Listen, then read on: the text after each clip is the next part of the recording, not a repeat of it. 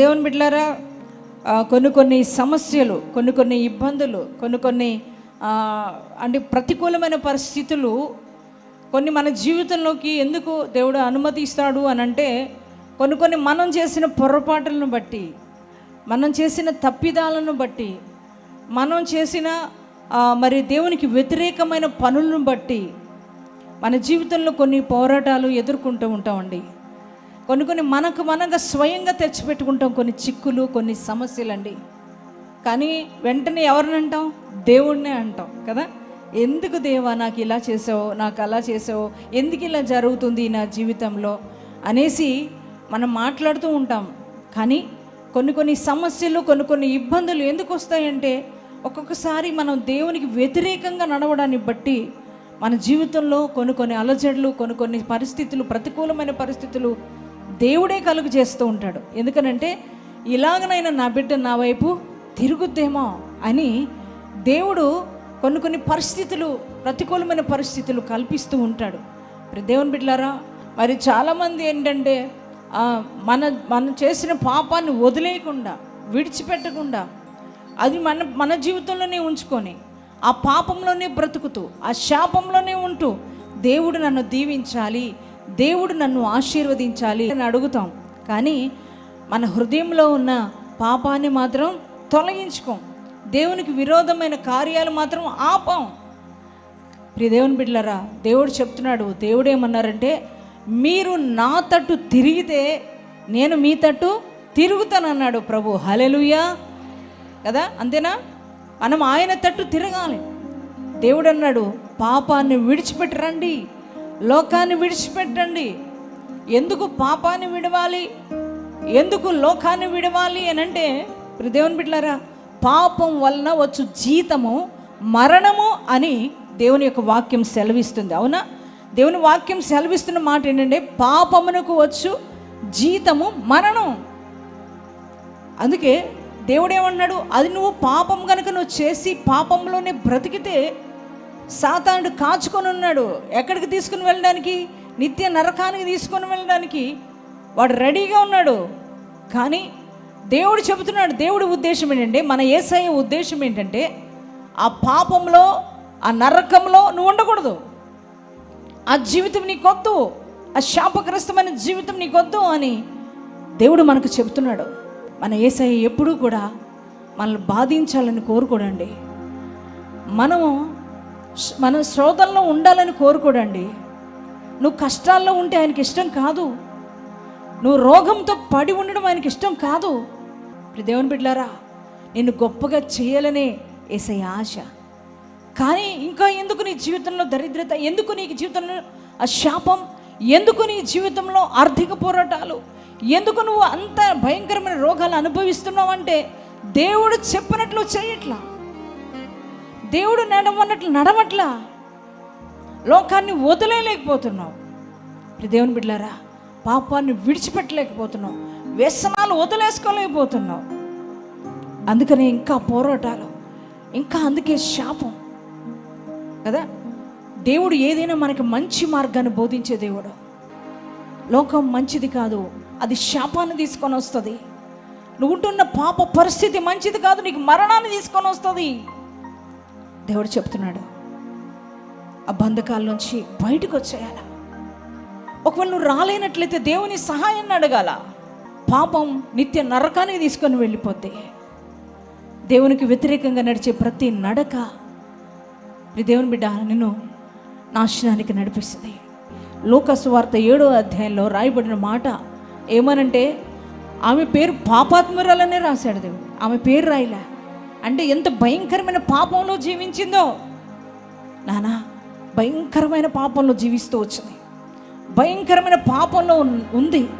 ఎంతోమందికి తన జీవితం ద్వారా, తన యొక్క శరీరం ద్వారా సుఖాన్ని ఇచ్చింది. దేవుని పిల్లలారా చూడు, కానీ తన జీవితంలో సమాధానాన్ని కోల్పోయింది.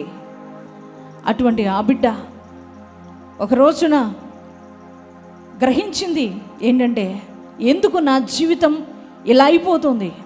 నేను చాలా సంపాదించుకున్నాను, చాలా కూడబెట్టుకున్నాను, మరి చాలా ఉంది నా జీవితంలో, ఎంతో సంపాదించుకున్నా నేను.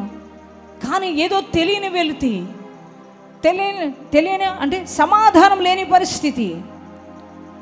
అటువంటి సమయంలో యేసును గూర్చి విన్నదంట. యేసును గూర్చి ఏమన్నదంటే, యేసు పరిశుద్ధుడైన దేవుని కుమారుడు అని తెలుసుకుంది. గట్టిగా చెప్పలు కూడా ప్రభు స్తోత్రం చెప్పండి. ఆయన పాపులను రక్షించడానికి ఈ లోకానికి వచ్చిన రక్షకుడని తెలుసుకుంది.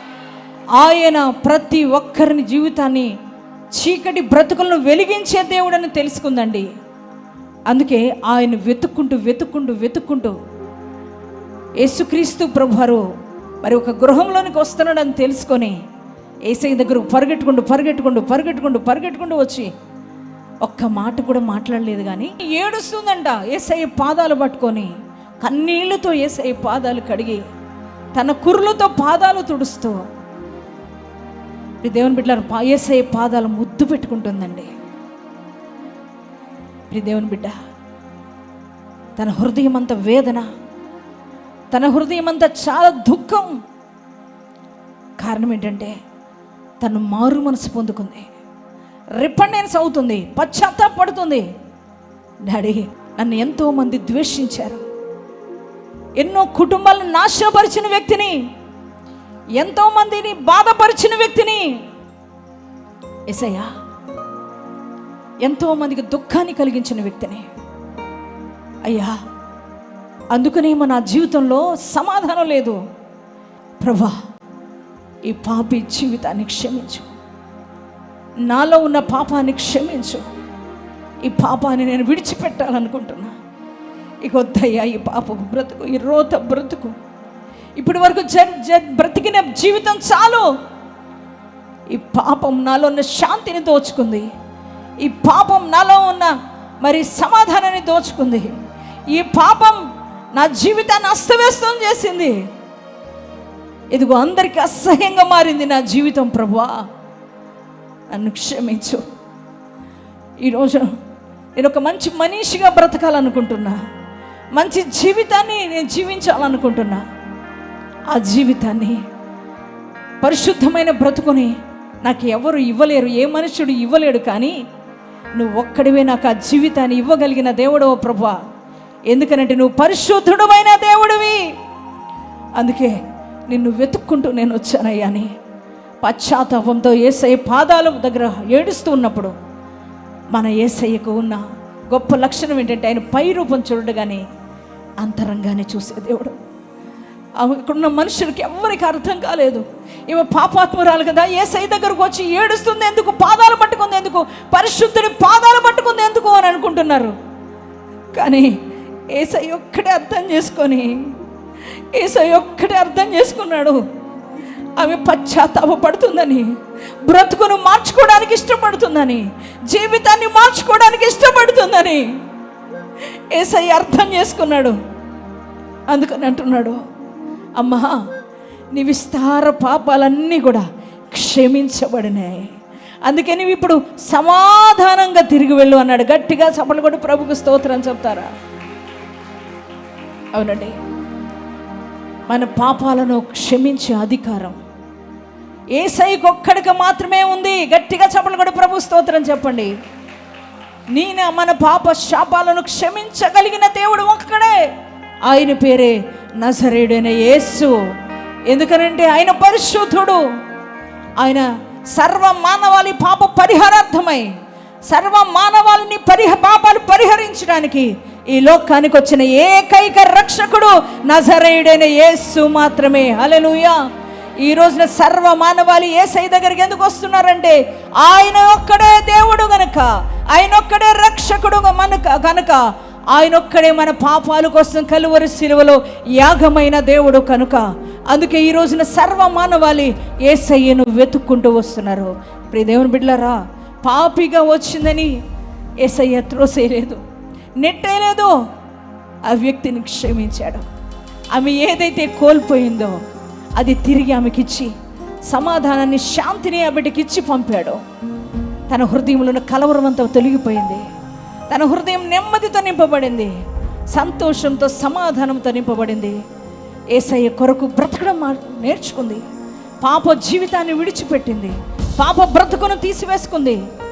యేసయ్య కోసం పరిశుద్ధంగా బ్రతకడం నేర్చుకుంది. ఆఖరికి కలువరి సిలువ వరకు కూడా తన జీవితాన్నంతా కూడా యేసయ్యకే సమర్పించుకుంది. ఇంకా ఎన్నడూ కూడా ఎప్పుడు కూడా మరి ప్రియ దేవుని బిడ్డలారా అశాంతితో అసమాధానంతో నింపబడలేదు.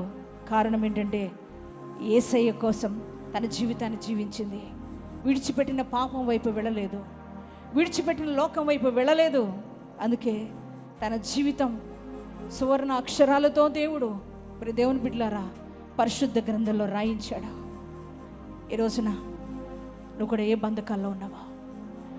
దేవునికి వ్యతిరేకమైన కార్యాల్లో జీవించడాన్ని బట్టి ఒకవేళ నీ జీవితంలో పోరాటాలు ఎదుర్కొంటున్నావేమో, ఒకవేళ దరిద్రతను ఎదుర్కొంటున్నావేమో, ఒకవేళ నీ కుటుంబంలో నీ శరీరంలో రోగంతో బాధపడుతున్నావేమో, నీ కుటుంబం అందుకే ఈరోజున అస్తవ్యస్తంగా మారిపోయిందేమో, ఈ రోజున భార్య భర్త మధ్య సమాధానం లేని పరిస్థితి, ఈ రోజున తల్లిదండ్రులు నీ బిడ్డలో నీ యొక్క మాట వినని పరిస్థితి, కుటుంబంలో అంతా అల్లకల్లోలం ఎందుకు, కుటుంబంలో ఎందుకు అసమాధానం, నీ జీవితంలో ఎందుకు ఈ పోరాటాలు? ఒక్కొక్కసారి మనం చేసిన తప్పిదాలను బట్టే కదా, నువ్వు ఉంటున్న పాప పరిస్థితిని బట్టే కదా నీ జీవితం అంతా కూడా పాడైపోయి ఉండొచ్చు. అయినా కూడా యేసయ్య నిన్ను ప్రేమిస్తున్నాడు. నీ జీవితాన్ని నువ్వు మార్చుకోవడానికి ఇష్టపడితే, నీ బ్రతుకును మార్చుకోవడానికి ఇష్టపడితే నీ జీవితంలో ఏదైనా అనుగ్రహిస్తాడు.